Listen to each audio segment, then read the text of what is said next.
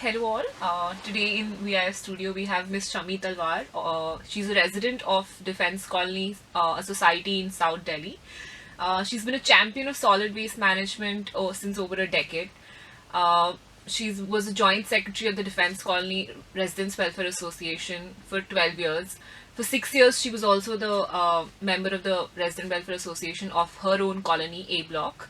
And she spearheaded a project of decentralized solid waste management in Defence Colony, started composting since over a decade. It has been successfully running. Let's hear more of her story. Ma'am, कैसे आपने ये initiative लिया और क्या चीज़ों ने आपको motivate करा कि आप इतना बड़ा चैलेंज खुद से लें, और वो भी कुछ 10 साल पहले? तो क्या आपका मोटिवेशन था? एक्चुअली हम लोग जब RWA में इलेक्ट होके आए तो हमें एक प्रोजेक्ट लेना होता है, कोई ना कोई भी हेड लेना होता है। तो मैंने सैनिटेशन लिया क्योंकि कॉलोनी में उस टाइम बहुत ज़्यादा गंदगी थी। हमारी कॉलोनी में एक नाला है बीच में से जाता, जिसके ऊपर 16 ढलाव है, 16 ढलाव, जो कि हरदम कूड़े से भरे रहते थे। क्योंकि तब ये जो सारा सिस्टम था MCD के पास था, और MCD अपना डेली कूड़ा उठाती नहीं है। तो ये चीज़ सबसे ज़्यादा हमें अपील करी कि हमारे घर इतने साफ सुथरे हैं। डिफेंस कॉलोनी जो कि अपने आप में बहुत ही पॉश कॉलोनी है, और बाहर जब हम निकलते हैं तो हमें चारों तरफ कूड़ा और गंदगी नज़र आती थी। तो सबसे ज़्यादा हमें ये चीज़ अपील करी कि किसी भी तरह हमने इस कूड़े को साफ करना, कूड़े को कहीं ना कहीं ठिकाने लगाना है, थ्रू MCD या कुछ भी हो तो हमें इसको मतलब रिमूव करना है कूड़े को। और कॉलोनी को हमें जीरो वेस्ट करना। जहाँ भी निकले कूड़े के देर गंदगी, अगर 2 दिन कूड़ा नहीं उठा तो उसकी स्मेल इतनी ज्यादा आती थी कि जो आसपास के लोग हैं उनका रहना भी मुश्किल था। तो इसलिए सबसे ज्यादा अपील हमें कूड़ा ही करा है जी।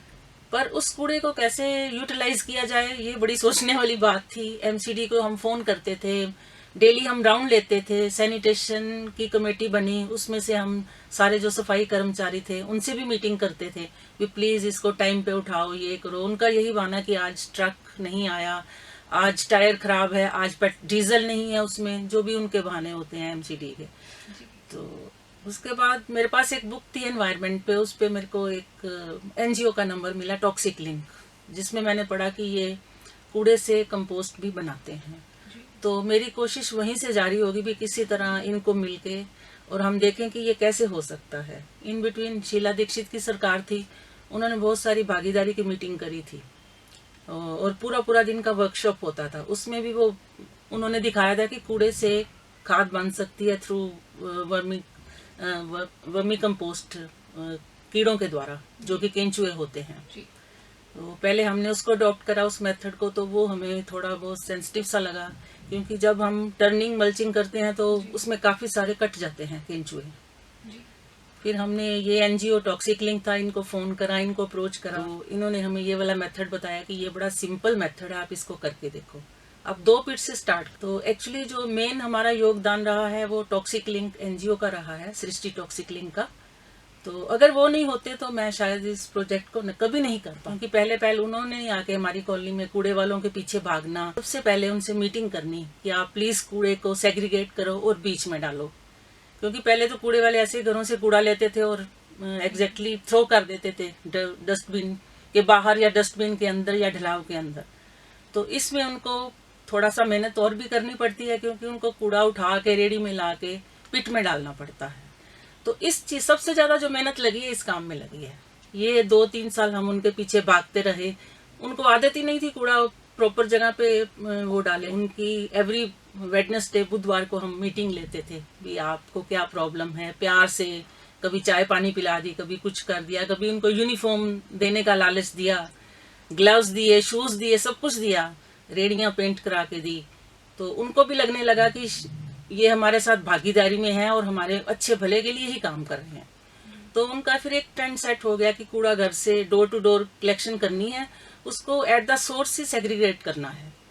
वो इसलिए सेग्रीगेट करते हैं क्योंकि उनको सूखे कूड़े में बहुत सारे पैसे मिलते हैं। तो ये भी उनका अपना भी एक प्लस पॉइंट है कि फटाफट छान लेते हैं, और जब ये कूड़ा जो किचन वेस्ट है वो पिट्स में डालते हैं, उसके बाद वो अपना कूड़ा बेच देते हैं। तो रोज के 250-300-400 रुपया हर जो गार्बेज कलेक्टर है उसकी अर्निंग हो जाती है। तो there is wealth in waste, ये बात उनको समझ आ गई है। और हमने भी सारा सर्वे करा, हमें भी पता चला कि इसमें बहुत सारी इनकी कमाई छुपी हुई है। तो आपने इतना मेहनत करा, काफी मीटिंग्स करे, तो उन सब में क्या आपको दिक्कतें आई या क्या चैलेंजेस आपको फेस करने पड़े? लोगों को इकट्ठा करने में, वेलफेयर एसोसिएशन को कैसे बनाया, वेस्ट कलेक्टर्स, रेजिडेंट्स को कैसे कुछ आपको एक्स्ट्रा इंसेंटिव देना पड़ा, कहीं से पैसे एक्स्ट्रा कलेक्ट करने पड़े, कैसे आपने ये सब स्टार्ट करा? नहीं, ऐसे नहीं है, क्योंकि RWA की बहुत सी योगदान है, क्योंकि उन्होंने सर्कुलर निकाले बहुत से कि अपने कूड़े को सेग्रीगेट करो।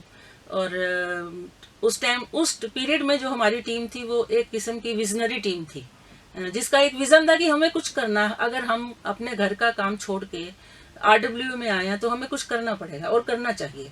अगर हम वहीं ऐसे ही बैठ के अगर चले जाएंगे तो अच्छी बात नहीं, हमारा भी टाइम वेस्ट है और कॉलोनी का भी कोई भला नहीं होगा। तो उस पीरियड में हमारी जो एक टीम आई थी वो लेडीज की आई थी, जिसमें 8-10 हम लेडीज का ग्रुप था। वो सब बहुत एनर्जेटिक थी और विजनरी थी, पढ़ी लिखी सभी लेडीज थी। तो वो एक जुनून जो है, सबसे एक दूसरे से काम करने का बहुत अच्छा है, प्रोत्साहन मिलता है उसमें। ऐसा कोई हम कहें कि हमें कोई ज्यादा मुश्किल आई है, वो मुश्किल नहीं आई है, क्योंकि हमारी विल पावर बड़ी स्ट्रांग थी कि मुझे कुछ करना ही करना है, इस कूड़े से कंपोस्ट बनाना ही बनाना है। तो सबसे पहले हमने 2 पिट बनाए। उसमें हमने देखा कि आफ्टर 3 मंथ्स खाद बन गई, तो बहुत अच्छा लगा कि ये बन सकता, ये हो सकता है।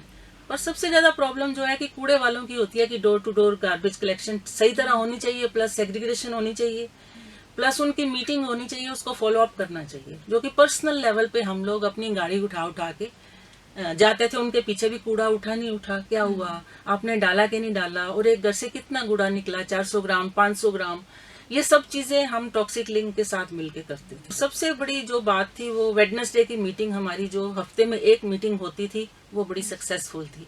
वो हम आधा पौना घंटा उनकी हाजिरी टाइप लेते थे एक किस्म की, और उनसे पूछते थे आपको क्या प्रॉब्लम है। कई बार उनको भी प्रॉब्लम होती है, कई घरों से डायपर आ जाते हैं और सैनिटरी नैपकिन आते हैं, कुछ और चीजें इस तरह की मेडिकल भी थोड़ी सी आती, पट्टियां होती हैं खून से भरी हुई, इस तरह की भी चीजें आती हैं। फिर वो अपनी प्रॉब्लम हमें बताते थे और सबसे पहले हम उनकी प्रॉब्लम सुनते थे ताकि उनको अच्छा फील हो और अपनापन लगे।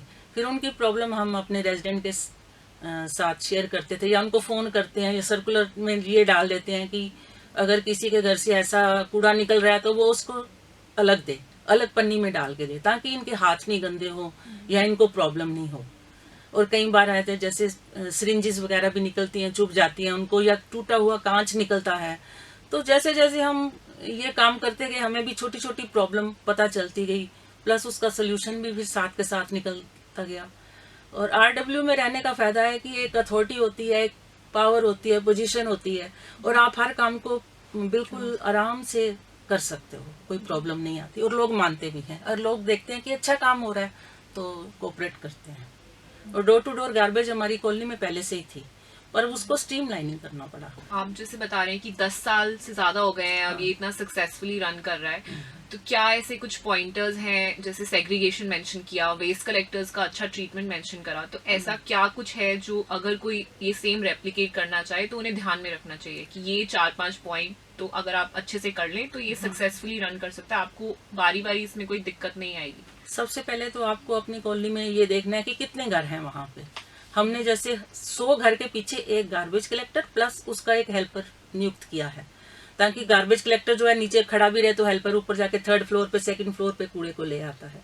और इनकी वेरिफिकेशन पुलिस से करवाई है ताकि घरों में चोरियां नहीं हो।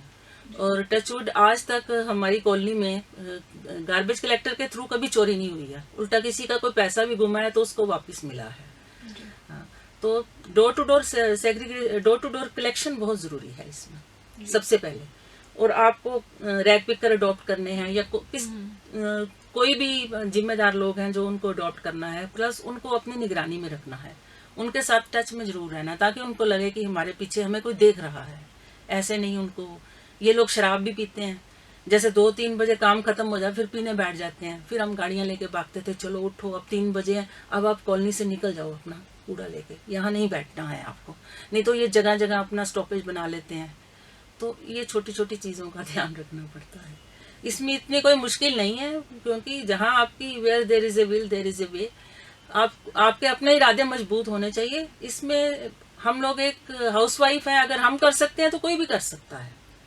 हमें इसकी कोई नॉलेज तो नहीं थी कि इसको ऐसे करना है वैसे करना है। थोड़ा सा टॉक्सिक लिंक ने हमारा साथ दिया है, ठीक है। इसे 3 मंथ्स लगते हैं, इसमें ईएम सोल्यूशन डलता है। टर्निंग मल्चिंग जो है इसके मेन पॉइंट है कि हफ्ते में 2 बारी कूड़े की टर्निंग जरूर होनी चाहिए ताकि वो अच्छी तरह सूख जाए। और आफ्टर 3 मंथ्स इसको हम बाहर धूप में सुखाते हैं। हफ्ते भर में ये सूख जाता है, फिर एक छन्नी से इसको छान देते हैं जो कि प्योर कंपोस्ट बन के निकल आता है। आखिरी में कोई मैसेज जो आप जैसे मोटिवेटेड सिटीजन लीडर्स जो ऐसा इनिशिएटिव लेना चाह रहे हैं बट रुक जा रहे हैं कि कैसे करें क्या करें, उनके लिए कोई मैसेज अगर आप देना चाहें? मैसेज ये जैसे हम चाहते हैं कि सरकार की तरफ से भी कोई कदम उठना चाहिए। अगर मेरे जैसे और भी बहुत लोग लाइक माइंडेड लोग होंगे जो ये काम करना चाहते हैं, मैंने भी 12 साल किया, मैं और भी करना चाहती हूँ, पर कुछ चीजें मेरे आड़े आ जाती हैं। जैसे मेरा टेन्योर खत्म हो गया, 10 ईयर का टेन्योर होता है, मैंने 12 ईयर कर लिया। अब वो कहता है जी आपका टेन्योर खत्म हो गया, पर मैं ये काम तो करना चाहती हूँ क्योंकि इट्स लाइक माई बेबी, मैं इसको नहीं छोड़ सकती।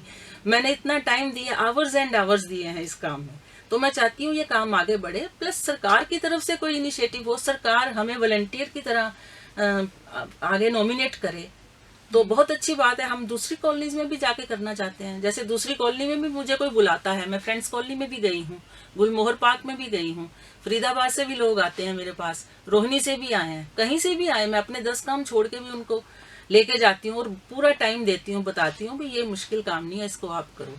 इसमें मशीन्स भी अब आ गई हैं, अगर सरकार चाहे मशीन्स भी लगा सकती है, पर ये बिल्कुल सिंपल मेथड है। अगर हर कॉलोनी में हो जाए, ऐसे 4-4, 5-5 गड्ढे भी बन जाएं, पिट्स बन जाएं, और हर कॉलोनी में इसको कंपलसरी कर देना चाहिए। अगर कॉलोनी में भी नहीं कर सकते तो गार्डन्स में कर देना चाहिए। हर गार्डन में 2-2 पिट आराम से बन सकते हैं, जिसमें खाली ग्रीन कटिंग हमारी चली जाएगी। और ग्रीन कटिंग से भी बहुत अच्छी खाद बनती है, उसमें कोई सोल्यूशन डालने की भी जरूरत नहीं है, सिर्फ हम पानी स्प्रे करेंगे तो भी खाद बन जाती है। तो थोड़े कदम सरकार की तरफ से और थोड़े कदम हमारी तरफ से, क्योंकि कूड़ा जो है जनरेट कौन करता है, हम लोग करते हैं, सरकार तो करती नहीं है। कहीं ना कहीं हम सारी जिम्मेदारी सरकार पे भी डाल देते हैं। अगर हम भी कोई रास्ता ढूंढे तो बहुत अच्छे रास्ते निकल आते हैं और सरकार की भी मदद हो जाती है। और हमारा स्वच्छ भारत अभियान जो है, हमने तो बड़ी पहले शुरू कर दिया था, मोदी जी ने आज शुरू करा है, पर हमने 10 साल पहले ही से शुरू करा। Thank you ma'am, thanks a lot, आपने अपने एक्सपीरियंसेस शेयर करें। Thank you.